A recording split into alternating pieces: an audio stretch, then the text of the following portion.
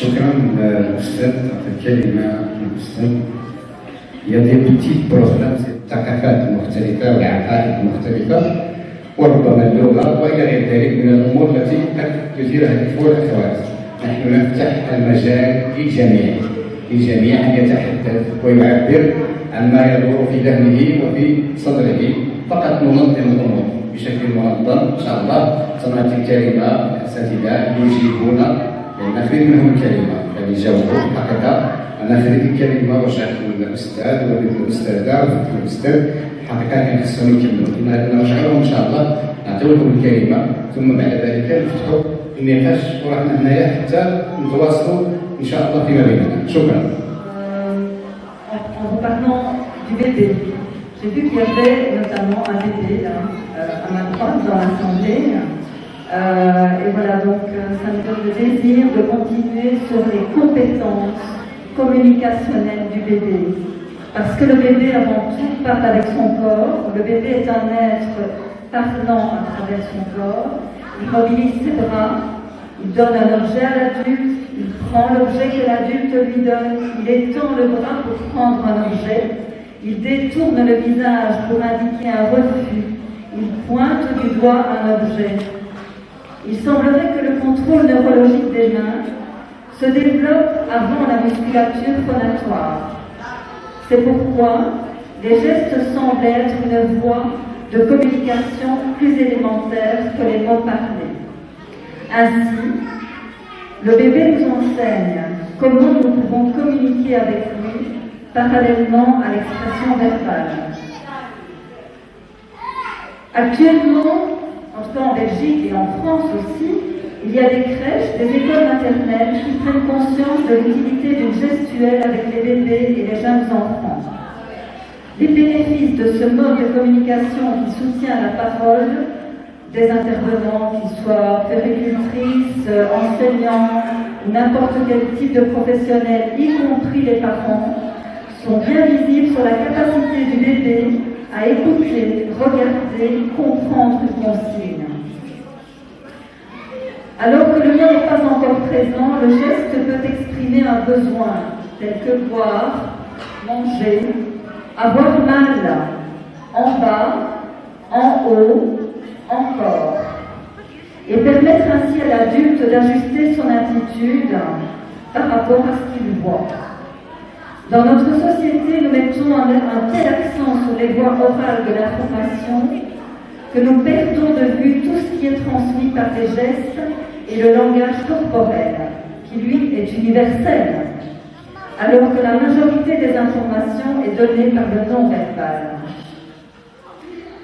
Alors j'aimerais poursuivre ici par de rares études qui sont en lien avec la gestuelle utilisée naturellement par l'enfant porteur de trisomie 21 et qui démontrent l'opportunité de mettre la communication gestuelle au goût du jour et de lui offrir vraiment une place d'honneur. Alors un premier article auquel je fais référence, qui a été écrit en 2004 par Sylvie Eva Laroche et qui est intitulé « Y a-t-il un développement original de l'expression gestuelle chez les enfants trisomiques ?» Cet article vise à observer le développement gestuel des enfants trisomiques sans que ces derniers aient eu recours à un quelconque apprentissage gestuel. L'étude porte sur une population d'enfants trisomiques et d'enfants sans handicap. Les professionnels de la petite enfance postulent et remarquent que les gestes aident les enfants trisomiques dans leur rapport à l'autre, c'est-à-dire plus facilement que par le biais d'une communication orale exclusive. Quelques auteurs se sont intéressés aux productions gestuelles et verbales des enfants trisomiques et de leurs observations. Les enfants trisomiques âgés de 11 à 17 mois d'âge mental possèdent un lexique gestuel plus important que celui de leur père sans handicap. C'est quand même quelque chose d'assez intéressant à connaître. Il est également constaté dans ces études que l'utilisation des gestes sert à aider le message verbal qui, lui, est plus en difficulté. Il s'agit alors bien, chez les enfants trisomiques, d'une stratégie de communication originale par rapport aux jeunes enfants sans handicap. Les enfants trisomiques 21 qui ont des productions verbales difficilement intelligibles trouvent donc dans l'aide gestuelle une facilité pour communiquer. Donc, comme les gestes semblent se développer sans difficulté chez ces enfants, un apprentissage gestuel renforcerait cette stratégie de communication et viendrait aider l'enfant en rendant la communication plus aisée. Alors un autre article, est-ce que je peux continuer ou on peut passer? Oui, je continue. Alors un autre article qui est intitulé « Quand le geste libère la parole » a été écrit par deux chercheuses françaises en 2016 qui étaient convaincues, qui sont toujours convaincues, que le geste et la parole sont intimement connectés et qui démontrent que les systèmes moteurs qui contrôlent d'un côté la parole et de l'autre la gestuelle ne sont pas indépendants, mais au contraire intimement connectés. Ces deux chercheuses sont convaincues qu'en entraînant le contrôle moteur du bras, on améliore le contrôle moteur de la parole. En 2013, ces mêmes chercheuses démarrent un projet à Grenoble sous le titre de « Communiquons ensemble » avec une association locale d'insertion de personnes trisomiques. Elles ont constaté que les personnes porteuses de trisomie 21 recourent spontanément à la gestuelle lors de conversations avec des personnes dites ordinaires ou sans handicap avéré. Elles ont constaté aussi que associer un mot à un geste permet de mieux le mémoriser et de mieux le dire. Elles démontrent que lorsqu'on entraîne une personne à mieux impliquer son corps lorsqu'elle parle, et ça fait référence à ce que deux personnes ont dit tout à l'heure au sujet du théâtre, qui est vraiment une base essentielle aussi pour impliquer la gestuelle et l'intégrer chez les personnes. Donc elle démontre, ces personnes, que lorsqu'on entraîne une personne à mieux impliquer le corps, lorsqu'elle parle, la gestuelle aide à trouver les mots et permet de mieux structurer le discours. Donc autant de recherches qui permettent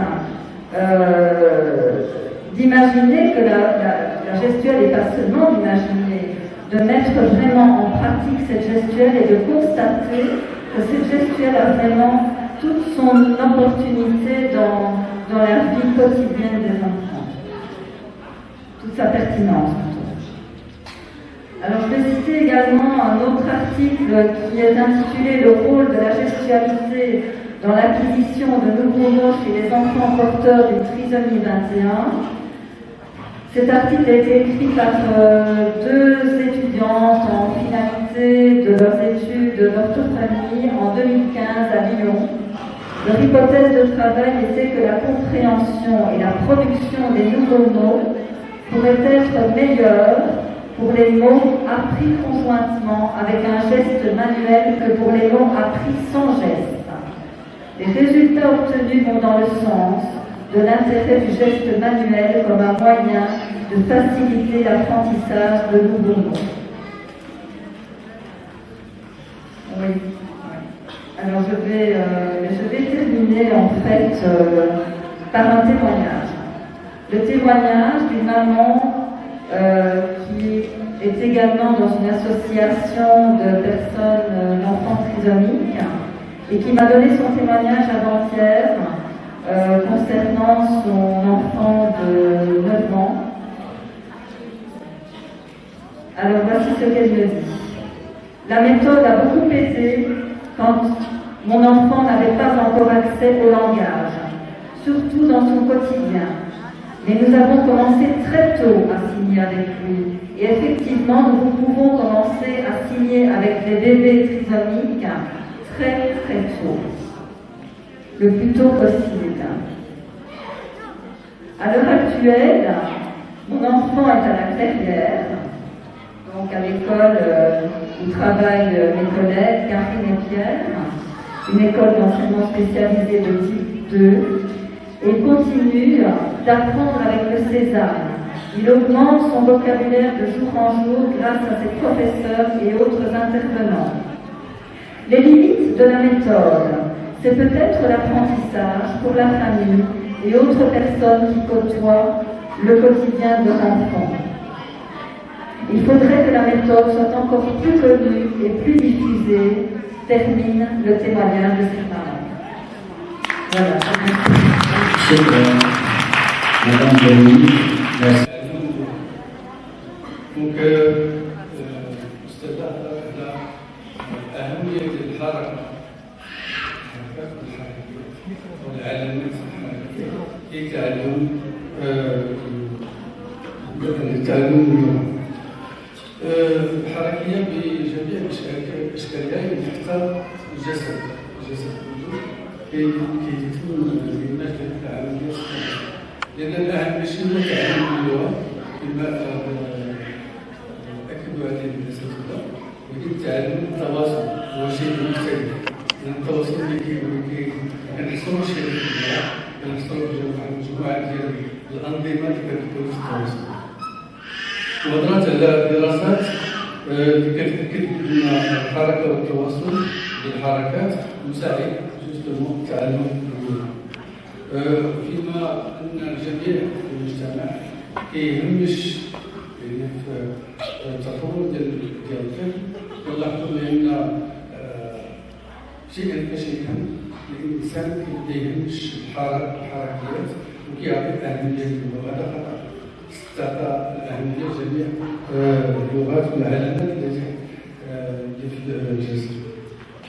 نقطة أخرى أن عند الطفل الصغير الحركة بطريقة عفوية عنده تساعد في التواصل.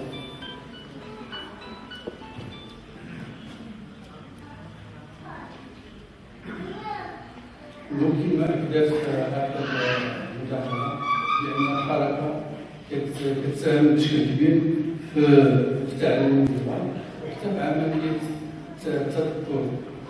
يعني الإنسان باش كيذكر واحد الكلمة أو الصوت كيخرج يعني كيعتمد فيه على الذاكرة الجسدية والحركة. في آخر مداخلة أستدعى على واحد الشهادة اللي كتأكد بأن منهجية سيزان ساعدت الطفل ديالها بشكل كبير في تعلم اللغة وخاصة التواصل. Les enfants restent calmes, que ça fait un bon moment, ils sont assis en train d'écouter. Donc, moi-même à la place, j'aurais beaucoup de difficultés, donc bravo.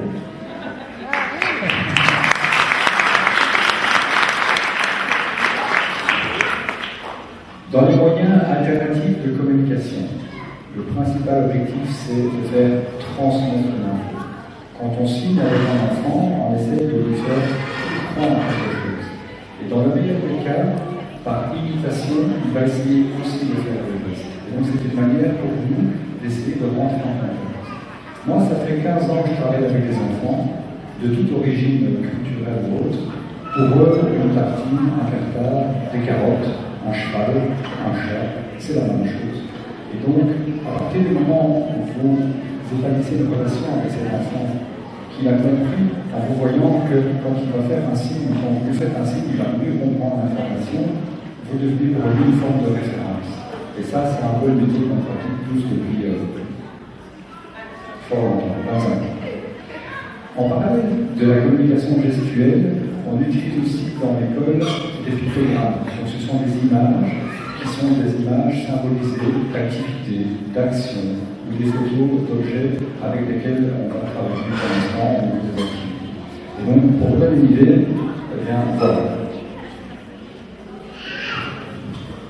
Et bien voilà, comme on s'est rendu compte que le temporel était très important pour nos enfants, on savoir qu'aujourd'hui on était lundi, demain on sera mardi, que lundi sortes d'activités.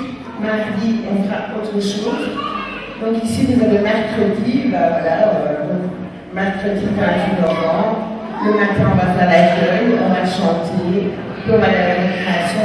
Et tout ça est très bien ritualisé, là, pour leur faire prendre conscience du temps, et aussi pour les rassurer sur ce qui va arriver après, donc sur toute une journée.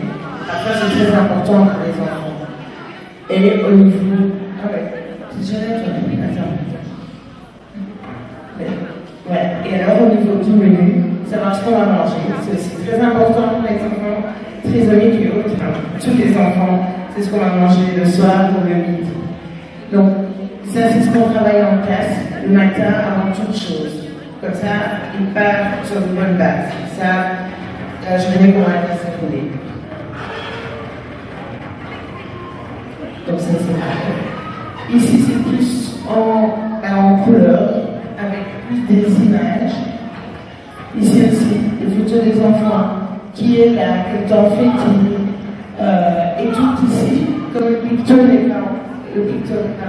pictogramme n'est pas encore acquis, on fonctionne avec les photos. Et en même temps, à côté, on utilise le pictogramme pour qu'il fasse le rapport entre la photo et le pictogramme. Oui?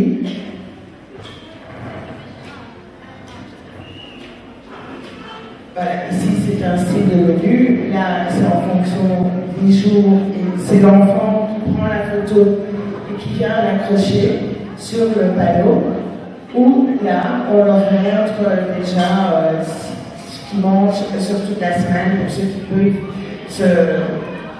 se souvenir de toute une semaine.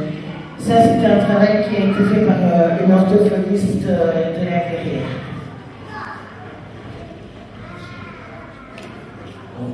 Outre le fait qu'on est face à un public qui n'a pas de notion temporelle, c'est toujours la recherche. C'est une manière, en fait, pour eux de pouvoir appréhender ce qui va se passer après. On a remarqué qu'en fait, chez ces enfants, ils demandent toujours qu'est-ce qui se passe après, on va à la maison, on prend le cache, on va voir maman, et donc c'est toujours quelque chose qui est redondant chez eux. Et communiquer avec eux par l'intermédiaire du pictogramme, ça va permettre de se structurer dans la journée. Et quand on arrive à la période, au moment du menu, c'est toujours un moment sacré. Ça reste toujours quelque chose qui est très important pour eux. Et il faut voir dans leurs yeux, à partir du moment où ils arrivent à assimiler ce qu'on va manger, on va manger de la soupe, et aujourd'hui c'est des frites. Tout ça les stimule, ils parlent entre eux, ils communiquent entre eux, donc c'est quelque chose qui est souvent très enjoué comme ça. Parce que la première idée qu'on essaie de communiquer, c'est le plaisir. Et donc notamment le plaisir passe par la nourriture.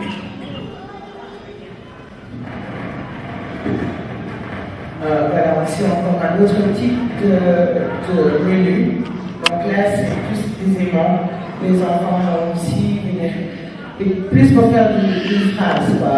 Aujourd'hui, je mange de la soupe, des pâtes, de la viande avec des légumes. Et ça tout le temps en signant. Parce qu'on accompagne toujours le geste de la parole et de la photo. Ça, ce sont les règles de vie en pictogramme.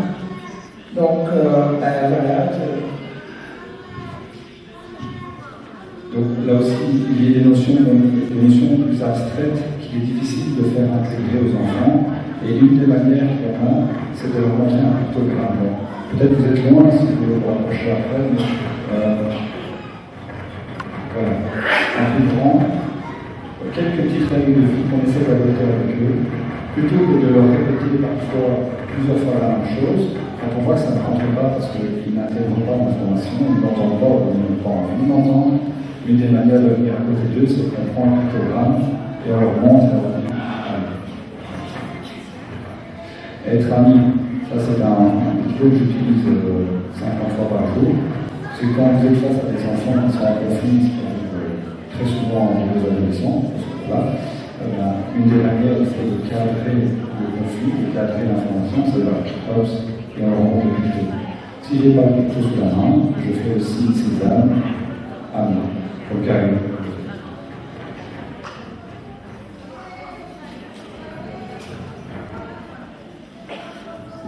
Voilà, ça c'est une classe maternelle où il y a un petit coin détente pour les enfants, avec un panneau tactile, une petite tente qui peuvent aller s'isoler quand ils ont envie d'être au calme et qu'ils n'ont pas envie d'être embêtés par les autres enfants. Un tapis de sol en mousse, que ce soit plus agréable pour eux, là ils peuvent marcher pieds nus. Donc ça c'est un peu le style de classe maternelle à la Ferrière. Donc toutes les classes sont ça. Et ça c'est une activité ludothèque. Donc c'est pouvoir jouer ensemble à des jeux de société, pouvoir attendre son tour, pouvoir énoncer des couleurs, pouvoir apprendre un tas de choses en jouant. Voilà. Au sujet de l'apprentissage, de la méthode de Suède César, cet apprentissage, il est évident qu'il est de notre côté, nous les intervenants, vous les familles, les parents, il n'est absolument pas du côté des enfants, des bébés, des adultes porteurs de trisomie 21. Nous allons apprendre ces âmes, nous allons les baigner dans un bain de gestes, et de ce bain de gestes, il va en rester quelque chose, de toute façon. Mais nous ne devons absolument pas les obliger à réaliser les gestes, de telle façon que ça reste naturel et qu'on reste dans le plaisir de communiquer. Voilà, je pense que ça, c'est un des côtés essentiels de la méthode Cézanne. Et il faut, je pense, respecter, si on veut conserver le lien avec l'enfant, qui est vraiment notre objectif premier, et la création du lien pour pouvoir créer de la communication avec lui.